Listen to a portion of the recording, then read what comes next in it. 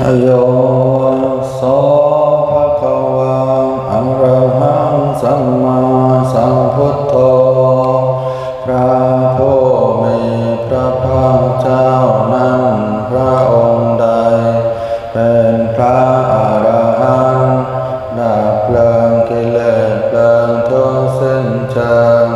ตรัสรู้ชอบได้โดยพระองค์เองสวากขาโตเยนะภะคะวะตาธัมโมพระธรรมเป็นธรรมอันพระผู้มีพระภาคเจ้าพระองค์ใดตรัสไว้ดีแล้วโสปฏิปันโนยัสสะภะคะวะโตสาวกสังโฆพระสงฆ์สาวกของพระผู้มีพระภาคเจ้านั้นพระองค์ใดปฏิบัติดีแล้ว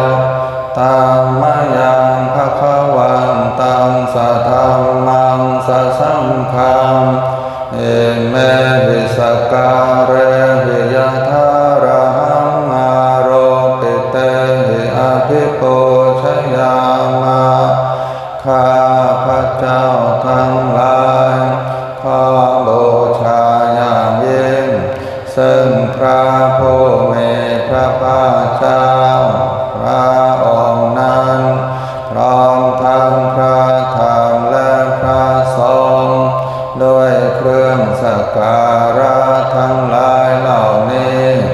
อ่านยกขึ้นตามสมควรแล้วอย่างไรสาธุโนพันเตภะคะวาสุจิราปรินิพพุตโตเปข้าแต่พระองค์ผู้เจริญพระผู้มีพระภาคเจ้าแม้ปรินิพพานนานแล้ว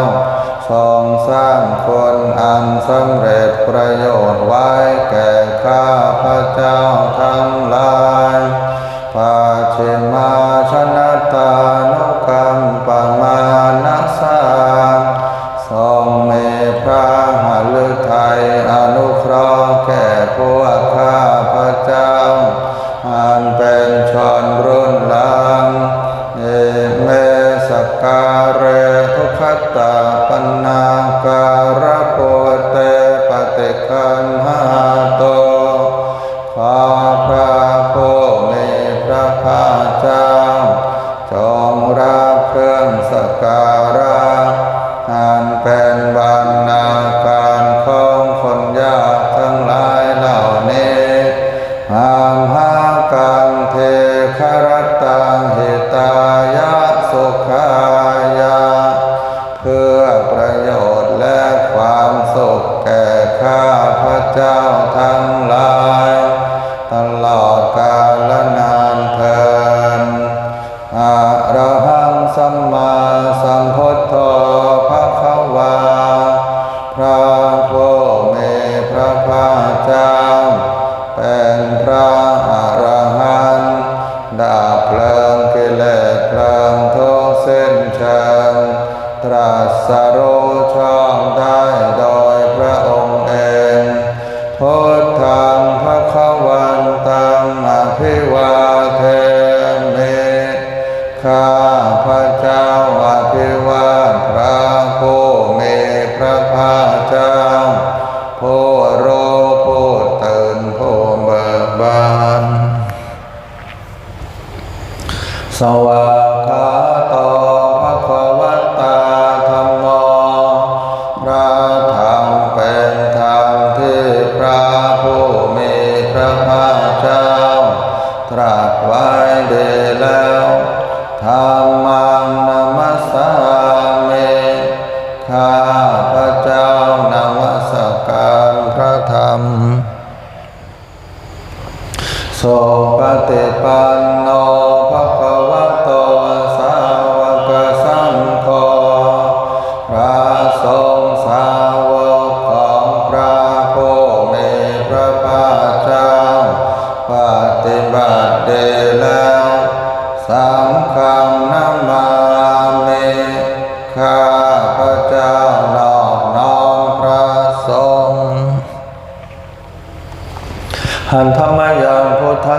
ภะคะวะโตปุพพภาคะนะมะการังกะโรมะเสเชิญเถิดเราทั้งหลายทำความนอบน้อมอันเป็นส่วนเบื้องต้นแด่พระผู้มีพระภาคเจ้าเถิดนะโมตัสสะภะคะวะโตขอนอบน้อมแด่พระผู้มีพระภาคเจ้าพระองค์นั้นอะระหะโตซึ่งเป็นผู้ไกลจากกิเลสสัมมาสัมพุทธัสสะตรัสรู้ชอบได้โดยพระองค์เองนะโมตัสสะภะคะวะโตขอนอบน้อมแด่พระผู้มีพระภาคเจ้าพระองค์นั้นอะระหะโตซึ่งเป็นผู้ไกลจากกิเลสสัมมาสัมพุทธัสสะตรัสรู้ชอบได้โดยพระองค์เองนะโมตัสสะภะคะวะโตขอนอบน้อมแด่พระผู้มีพระภาคเจ้าพระองค์นั้นอะระหะโตซึ่งเป็นผู้ไกลจากกิเลสสัมมาสัมพุทธัสสะตรัสรู้ชอบได้โดยพระองค์เองหันธรรมยังพุทธาภิทุติงกโรมะเสเชิญเถิดเราทั้งหลายทำความชมเชยเฉพาะพระพุทธเจ้าเถิดโยโสตถาคโต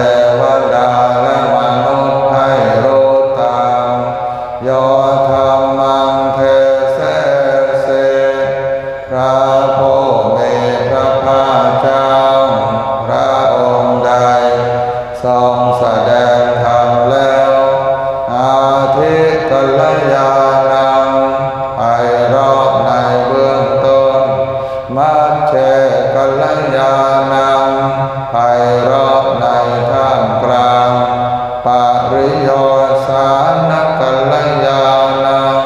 ไพเราะในที่สุดสัทธังสัพยัญชนะเกวลปริปุณณังปริสุทธังพรหมจริยังปกาเสเส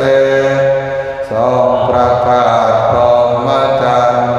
คือแบบแห่งการปฏิบัติอันประเสริฐบริสุทธิ์บริบูรณ์สิ้นเชิงพร้อมทั้งอัตถะพร้อมทั้งพยัญชนะตามหังภวันตังอภิปูชยามิข้าพระเจ้าบูชาอย่างยิ่งเฉพาะพระผู้มีพระภาคเจ้าพระองค์นั้นตามหังภวันตังศิรสานามามิข้าพระเจ้านอบน้อมพระผู้มีพระภาคเจ้าพระองค์นั้นด้วยเสียงกล้าวหันธรรมยังธรรมาภิทุติงกโรมะเสฉันเถิดเราทั้งหลายทำความชมเชยเฉพาะพระธรรมเถิดโยโสสวากขาโตภควตาธัมโมพระธรรมนั้นใด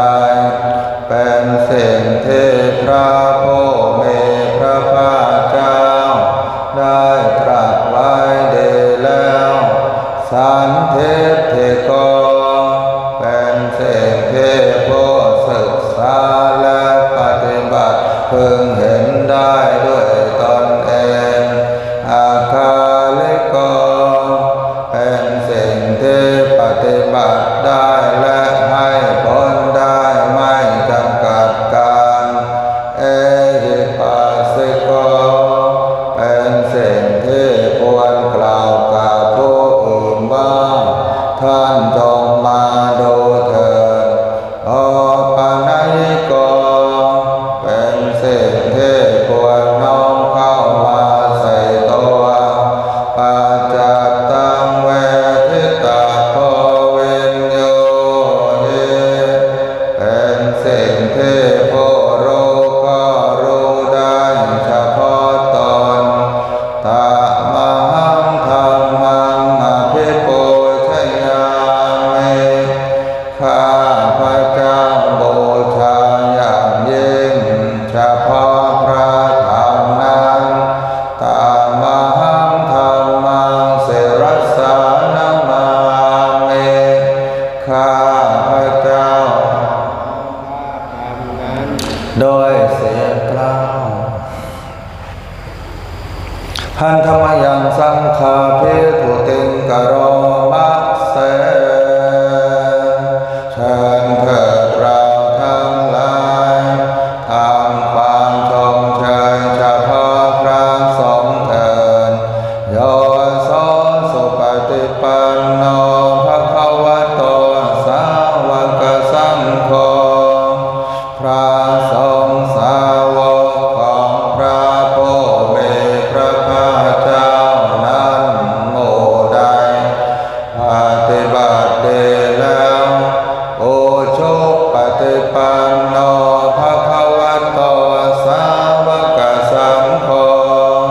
พระสงฆ์สาวกของพระผู้มีพระภาคเจ้า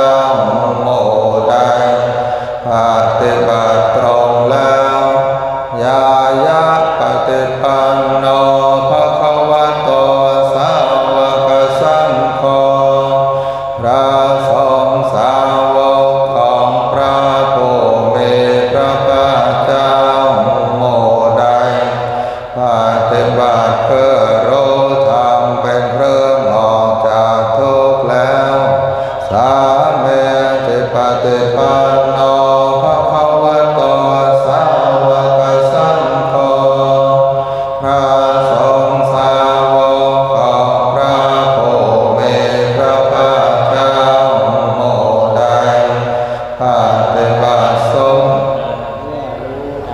เป็นเครื่องออกจากทุกข์แล้วสามีจิปฏิปันโนภะคะวะโตสาวกสังโฆพระสงฆ์สาวกของพระผู้มีพระภาคเจ้าหมู่ใดปฏิบัติสมควรแล้วญาติธรรมได้แก่บุคคลเหล่านี้คือชาตาริปุริสยุคานิอัตตปุริสปุคคลาผู้แห่งบุรุษสี่ผู้นับเรียงตัวบุรุษได้แปดบุรุษเอสะภะคะวะโตสาวกสังโฆนั่นแหละสงฆ์สาวกของพระผู้มีพระภาคเจ้าอาหุนายโยเป็นสมควรแก่สักการะที่เขานำมาบูชาปาหุนายโยเป็นสมควรแก่สักการะที่เขาจัดไว้ต้อนรับทักขิณายโยเป็นผู้ควรรับทักษิณาทานอัญชลีกรณีโยเป็นผู้ที่บุคคลทั่วไปควรทำอัญชลีอนุตตรังปุญญเกตังโลกัสสะเนื้อนาบุญของโลกไม่มีนาบุญอื่นยิ่งกว่ามหังสังฆังอภิปูชญามิข้าพระเจ้าบูชาอย่างยิ่งเฉพาะพระสงฆ์หมู่นั้นตามหังสังฆังศิรสานามามิข้าพระเจ้านอบน้อมพระสงฆ์หมู่นั้นด้วยเสียงกล้า หันธไมยังรัตนัตตยัปปนามะคาถาโยเจวสังเวคาปริกิตนาปาถัมจาพนามะเสเชิญเถิดเราทั้งหลายทำความนอบน้อมพระรัตนตรัยและบาลีที่กำหนดวัตถุเครื่องแสดงความสังเวชเถิดโทโทสุสุโทกรุณามหันนโวพระพุทธเจ้าผู้บริสุทธิ์มีพระกรุณาดุจพวงมหันโนโยจันตสุทธัพพรยานโลจโนพระองค์ใดมีตาคือญาณอันประเสริฐหมดจดถึงที่สุดโลกัสสปาโปปะกิเลสฆาตโก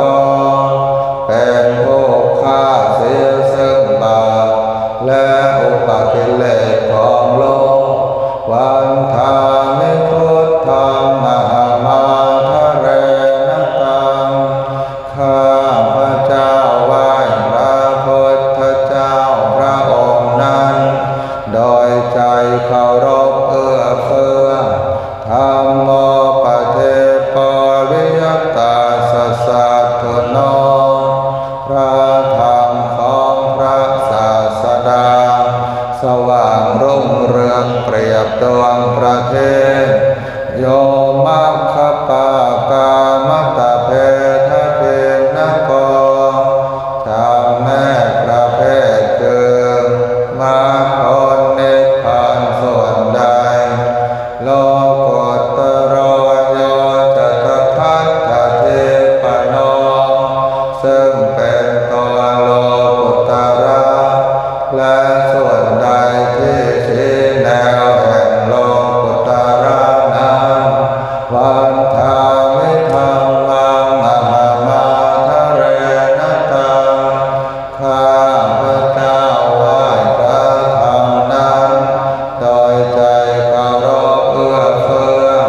สังโฆ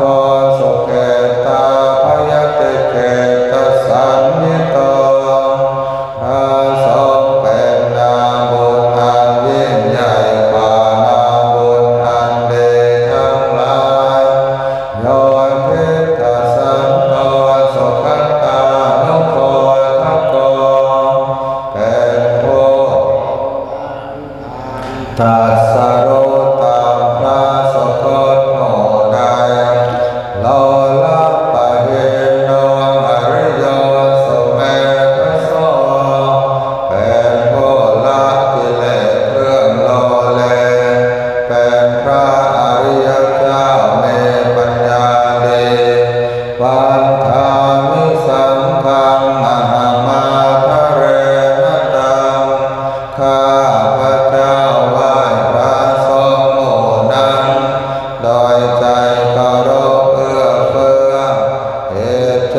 วะเมกันตภิโปชนัยยกังวัตถุตยังวันทยตาภิสังขตังปุญญังมยายังมมัสสะปุปัฏฐวามโหนตุเวตาสัพพภาวะเศรษฐิยาบุญใดที่ข้าพระเจ้าผู้ว่าอยู่ซึ่งวัตถุสามคือพระรัตนตรัยอันควรบูชาอย่างยิ่งโดยส่วนเดียวได้กระทำแล้วเป็นอย่างยิ่งเช่นนี้ขออุปัฏฐวะทั้งหลายจงอย่ามีแก่ข้าพระเจ้าเลย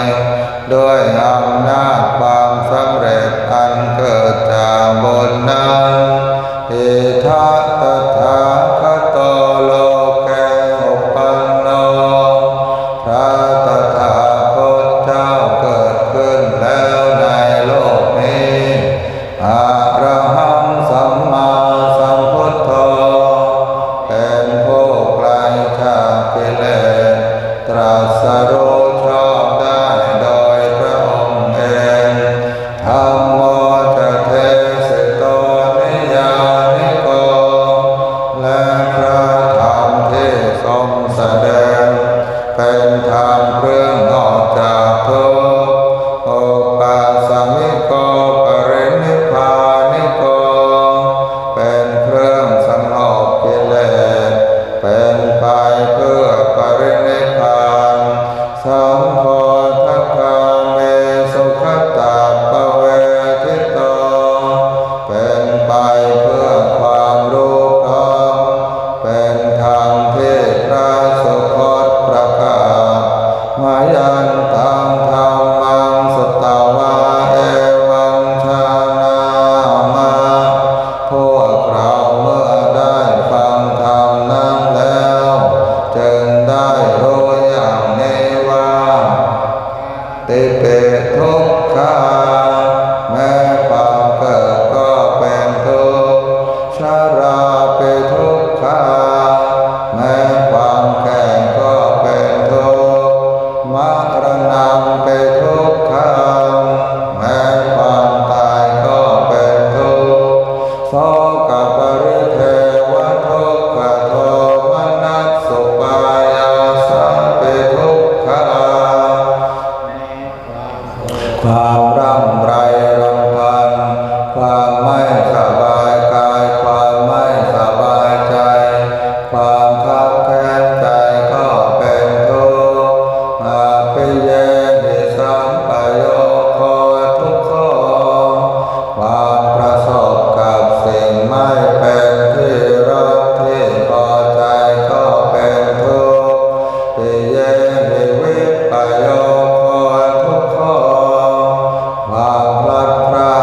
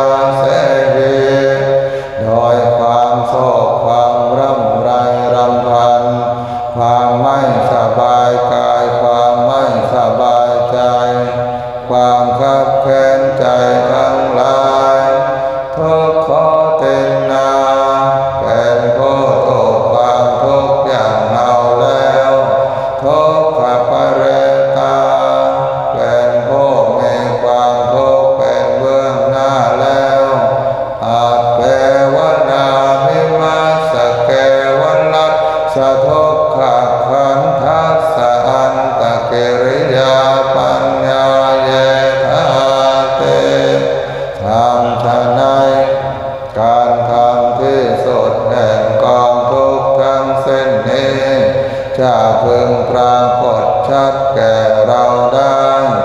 เจระปรินิพพุตังเปตังภคะวันตังอุทิสสะระหันตังสัมมาสัมพุทธัง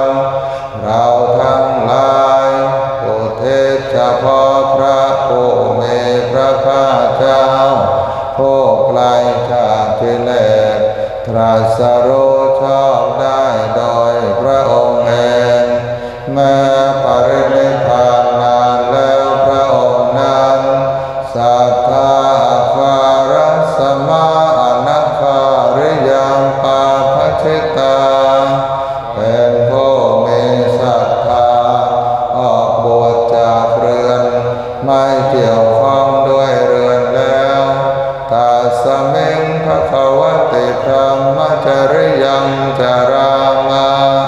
ประพฤติอยู่ซึ่งพรหมจรรย์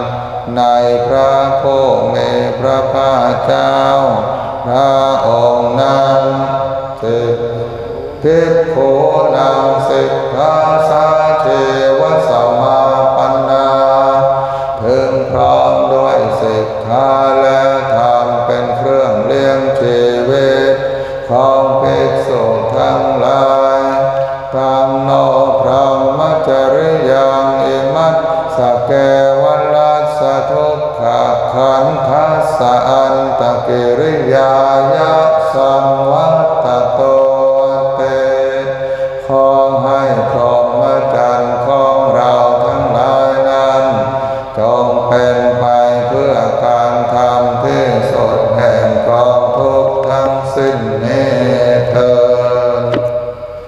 หันธรรมยังปฏิทานคาถาโยพนามะเสเชิญเถิดเราทั้งหลายจงกล่าวคาถาแผ่ส่วนบุญกันเถิดยาเทวตาสันติวิหารวาสิเนโทเปคะเรโพธิคะเรตหิงตหิงเทพยดาทั้งหลายเหล่าใดมีปกติอยู่ในวิหารสิ่งสถิตที่เรือนพระสถูปที่เรือนโพในที่นั้นตาธรรมตาทานเนนะภวันตุโกชิตาสอดทิ้งกรณเตทวิหารมันดาเลเท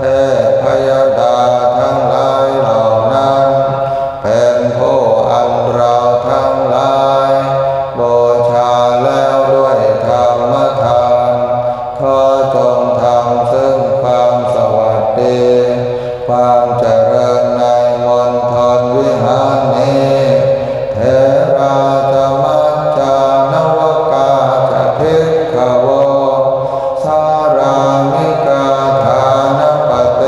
อุปาสกาพระภิกษุทั้งหลายที่เป็นเถระก็ดีที่เป็นปานกลางก็ดีที่เป็นผู้บวชใหม่ก็ดีอุบาสกอุบาสิกาทั้งหลายที่เป็นทานบดีพร้อมด้วยอารามิกชนก็ดีข้ามาจะเทสานิขมาจะอิสราสัพพานะโพตาสุขิตาภวันตุเตชนทั้งหลายเหล่าใดที่เป็นชาวบ้านก็ดีที่เป็นชาวต่างประเทศก็ดีที่เป็นชาวนิคมก็ดีที่เป็นอิสระเป็นใหญ่ก็ดี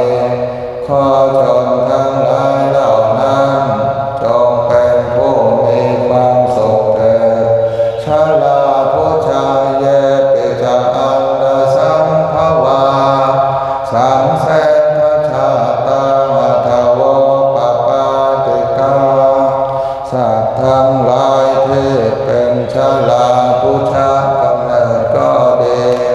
ที่เป็นอันดชากำเนิดก็ดีที่เป็นสังเสทชากำเนิดก็ดี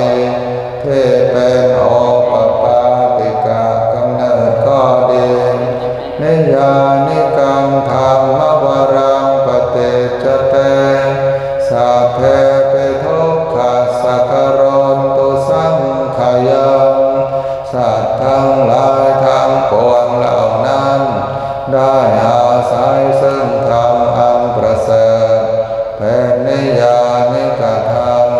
ประกอบในอันนำผู้ปฏิบัติให้ออกไปจากสังสารทุกข์ขอจงกระทำซึ่งความสิ้นไปพร้อมแห่งทุกข์เถิดทาตุจิรังสัตตังธัมโมธัมมัทธราจะปุคคลาขอธรรมของสัตตบุรุษทั้งหลายจงตั้งอยู่นานขอบุคคลทั้งหลายผู้ทรงไว้ซึ่งธรรมจงดำรงอยู่นานสังโฆโหตุสัมมาโคมะอัฏฐายะจาหิตายะจาขอพระสงฆ์จงมีความสามัคคีพร้อมเพรียงกันในอันทำประโยชน์และสิ่งอันเกื้อกูลเถิดอัมเหรักขตุสัทธัมโมสัพเพปิธัมมจาริโนขอพระธรรมจงรักษาไว้ซึ่งเราทั้งหลายแล้วจงรักษาไว้ซึ่งบุคคลผู้ประพฤติซึ่งธรรมแม้ทั้งปวงพุทธิงสัมปาปุณัยยามะธรรมเมอริยปเวทิเตขอละพึงถึงพร้อมซึ่งความเจริญในธรรมที่พระอริยเจ้าประกาศไว้แล้วปัสสันนาโหตุสัพเพปิปานิโนพุทธัสสะสะเมขอสรรพสัตว์ทั้งหลายทั้งปวงจงเป็นผู้เลื่อมใสในพระพุทธศาสนาสัมมาทารังปเวชชันโตกาเลเทโวปวัสสโตขอคนทั้งหลายจงหลั่งลงตกต้องตามฤดูกาลพุทธิภาวายสัตตานังสมิทธังเนตุเมทะเนขอคนจงนำความสำเร็จมาสู่พื้นปฐพีเพื่อความเจริญแก่สัตว์ทั้งหลายมาตาปิตาจะอัตรจังนิจจังรักขันติปุตตะกังมารดาและบิดาย่อมรักษาบุตรที่เกิดในตนเป็นนิจฉันใดเอวังธรรมเมนะราชาโนปัจจังรักขันตุสัพพทาขอพระราชาจงปกครองประชาชนโดยชอบธรรมในการทุกเมื่อฉันนั้นตลอดกาลนานเถิดสัพเพสัตตาสัตว์ทั้งหลายที่เป็นเพื่อนทุกข์เกิดแก่เจ็บตายด้วยกันทั้งหมดทั้งสิ้นเอาเวลาหุนโตจงเป็นสุขเถิดอย่าได้มีเวรแก่กันและกันเลยอาภัยาปัจจาหุนโตจงเป็นสุขเถิดอย่าได้พยาบาทเบียดเบียนซึ่งกันและกันเลยอาเนกาหุนโตจงเป็นสุขเถิดอย่าได้มีความทุกข์กายทุกข์ใจเลยสุขีอัตตานังปริหารันโตจงมีความสุขกายสุขใจรักษาตนให้พ้นจากทุกข์ไปทั้งสิ้นเถิดท่านทั้งหลายที่ท่านได้ทุ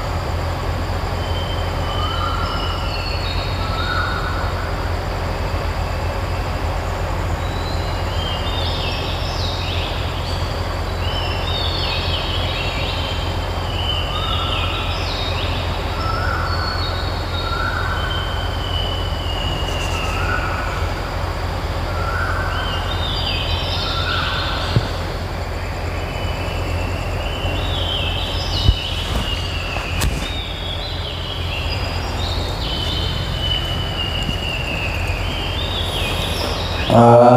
ะหังสัมมาสัมพุทโธภะคะวาพุทธังภะคะวันตังอะภิวาเทมิ สวากขาโตภะคะวะตาธัมโมธัมมังนัมมัสสา